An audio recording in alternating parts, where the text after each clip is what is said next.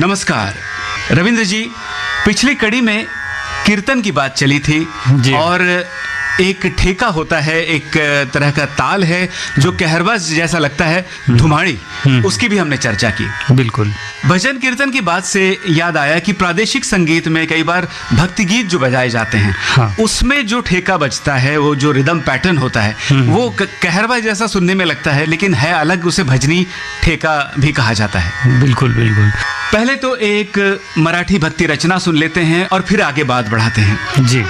कानडा राजा पंढरीचा, कानडा राजा पंढरीचा,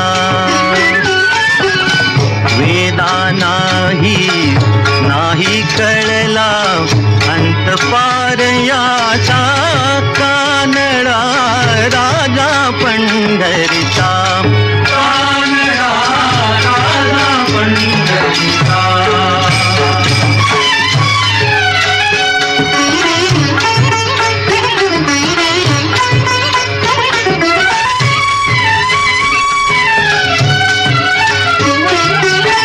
निराकार तो निर्गुण ईश्वर, कसा प्रगटला असा विठेवर, निराकार तो निर्गुण ईश्वर, कसा प्रगटला असा विठेवर, उभय ठेविले हात कटीवर, उभय ठेविले हात कटीवर, पुतळा चैतन्याचा,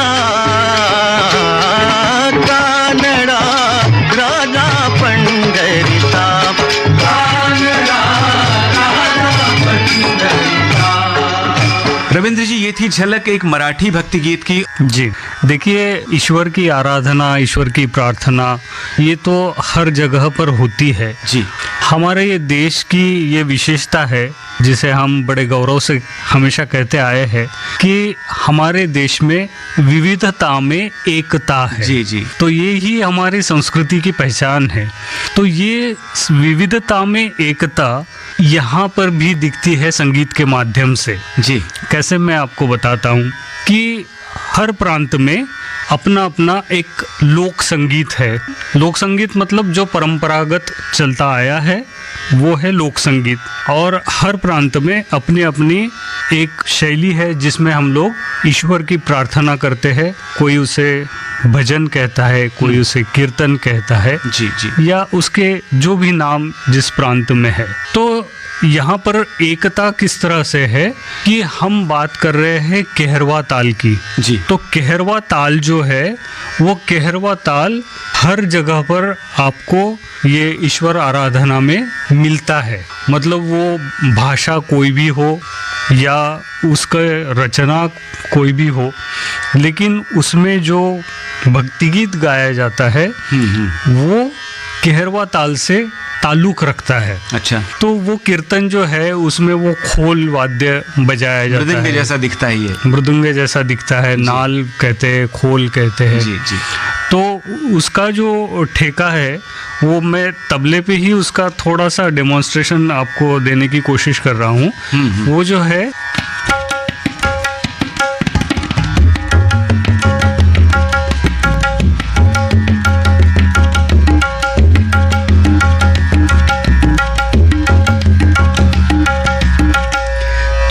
ये तबले से निकल रहा है इसलिए इसकी ध्वनि इस तरह की है। खोल वाद्य से ये जब निकलता है तो उसकी ध्वनि उस तरह की होती है। तो ये जो बोल अभी मैंने बजाए जी। वो एक तरह से हमारा केरवा ही है। केरवा कैसे है? धागे नती ना कदी न।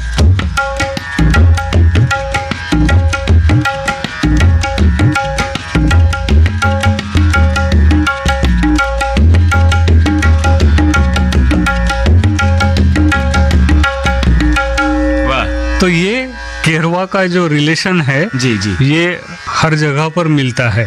तो ये केरवा जो है, यही हमारे मतलब हम लोग अभी महाराष्ट्र में रहते हैं, तो महाराष्ट्र के भक्ति संगीत में भजनी ठेका बजाया जाता है। जी।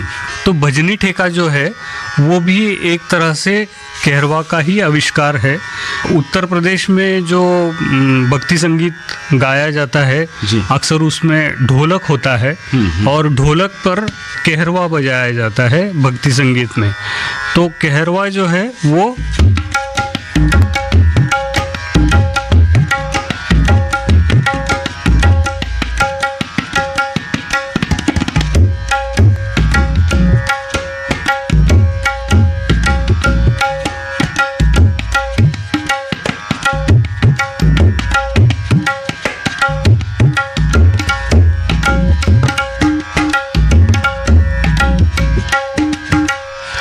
ये भजनी ठेका जो है वो इस तरह से कहरवा का ही एक आविष्कार है या कहरवा का एक प्रकार है। जी जी।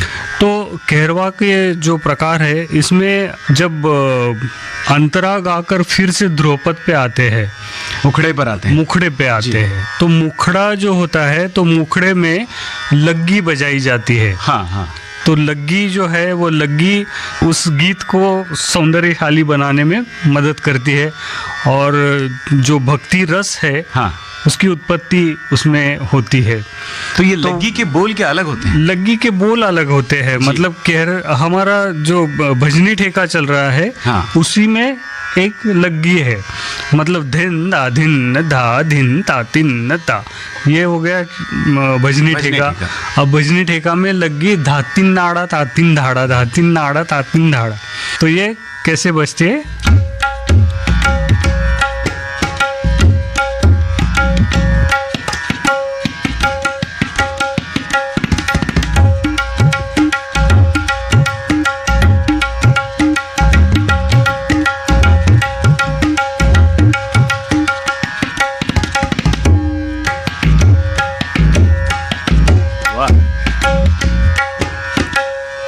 उसको तोड़ा जाता है, मतलब जो लग्गी है लग्गी को तोड़ना है जी।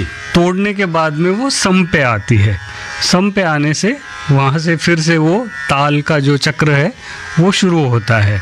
इसमें सम और काल का हिसाब है, धिन दा धिन धा धिन तातिन ता। जी जी। तो तातिन या ये इस काल का प्रवेश है और यहाँ पर सम धिन पे आती है वापस।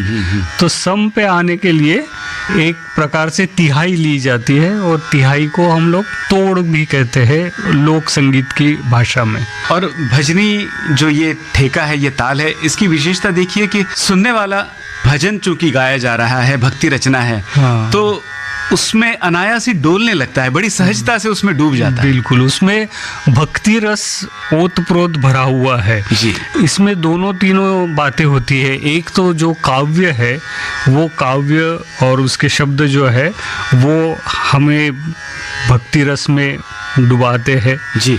दूसरा होता है कि उसमें जो तर्ज है या उसके साथ संगत में जो भी ताल वाद्य बज रहा है जी, तो वो सारा जो है वो उसका मिला जुला जो अनुभव है वो अनुभव हमारा भक्ति रस प्रधान अनुभव होता है।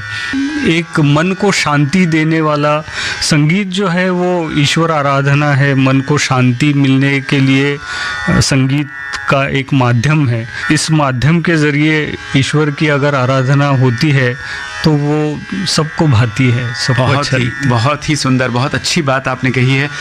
रविंद्र जी, फिल्म संगीत की ओर मुड़ते हैं। फिल्म संगीत में बहुत से भजन, बड़े सुंदर भक्ति गीत सुनने को मिलते हैं। बिल्कुल।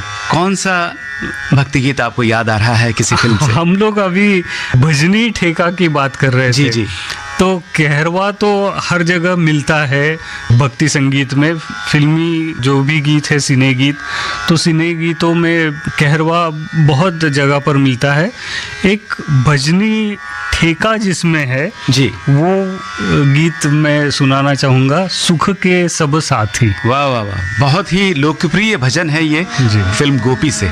रफ़ी साहब की आवाज़ है, आइए सुनते हैं। सुख के सब साथी, दुख में न कोई, सुख के सब साथी, दुख में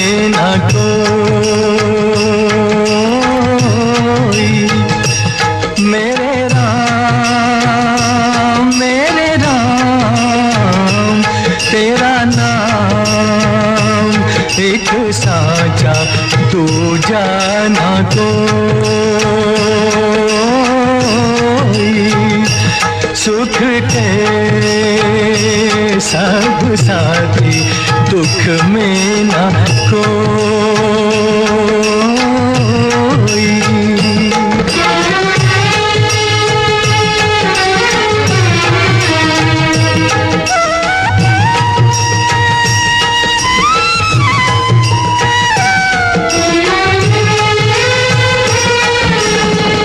जीवन आनी जानी छाया,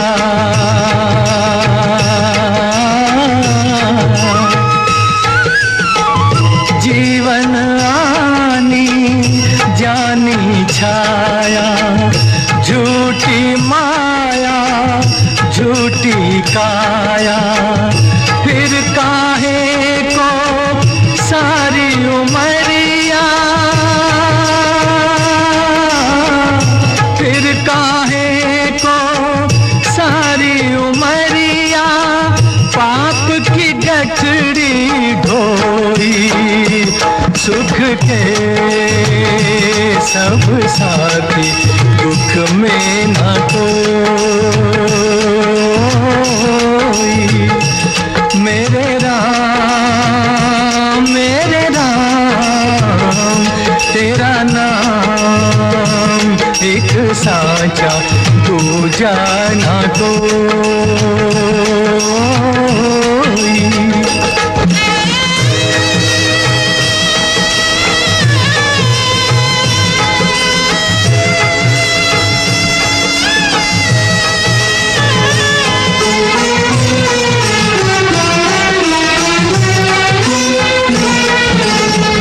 ना कुछ तेरा ना कुछ मेरा,